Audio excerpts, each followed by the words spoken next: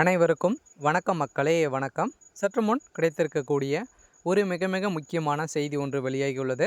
சற்று முன் 33,000 கோடி மூட்டையாக சிக்கிய கருப்பு பணம், இது மாதிரி செய்திகள் வெளியாகியிருக்கு.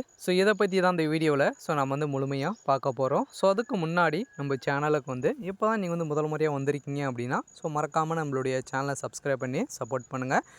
வாங்க வீடியோக்குள்ளே போகலாம்.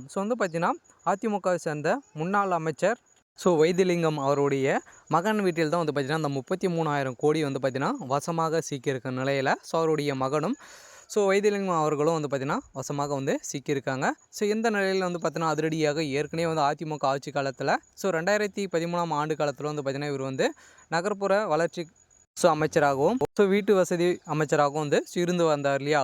இந்த நிலையில் சென்னையில் ஒரு இடத்துல பார்த்திங்கன்னா அவர் லஞ்சம் வாங்கிய பணத்தில் ஒரு 57 ஏக்கர் நிலத்தை பார்த்திங்கன்னா அவர் வாங்கியிருக்காரு. இந்த நிலையில் தான் பார்த்திங்கன்னா குற்றப்பிரிவு போலீஸார் வசமாக சிக்கியிருக்க நிலையில் அமைச்சர் வைத்திலிங்கம் அவர்கள் கைது செய்யப்பட்ட நிலையெல்லாம் எடப்பாடி பெரும் அதிர்ச்சியில் இருக்கார். அடுத்தடுத்து பார்த்திங்கன்னா அதிமுகவின் அமைச்சர்களும் திமுகவுடைய அமைச்சர்களும் வசமாக சிக்கியிருக்காங்களே. அனைவருமே சொத்து குவிப்பு வழக்கில் அனைத்து அமைச்சர்களும் சம பங்காக தான் இருக்காங்க. இந்த நிலையில் இருந்தாலும் அவருடைய மகன் பார்த்திங்கன்னா அவங்களுடைய வீட்டில் வசமாக ஒரு 33 கோடி மூட்டையாக சிக்கியிருக்க நிலையில் தான் தமிழகத்தில் பெரும் பரபரப்பை ஏற்படுத்தியிருக்கு. இதனால் அமலாக்கத்துறை பார்த்திங்கன்னா அதிரடியாக மீண்டும் பார்த்திங்கன்னா அவருடைய வீடுகளில் 3 நாட்கள் கொண்ட சோதனைகள் அவருடைய சம்மந்தப்பட்ட அனைத்து இடங்களிலும் சோதனைகள் நடைபெறும் அப்படின்ற மாதிரி சொல்லியிருக்காங்க. இந்த ஒரே நாளிலே இவ்வளோ கோடி இவர் சிக்கியிருக்கு அப்படின்னா அவருக்கு சம்மந்தப்பட்ட அனைத்து நிறுவனங்களிலும்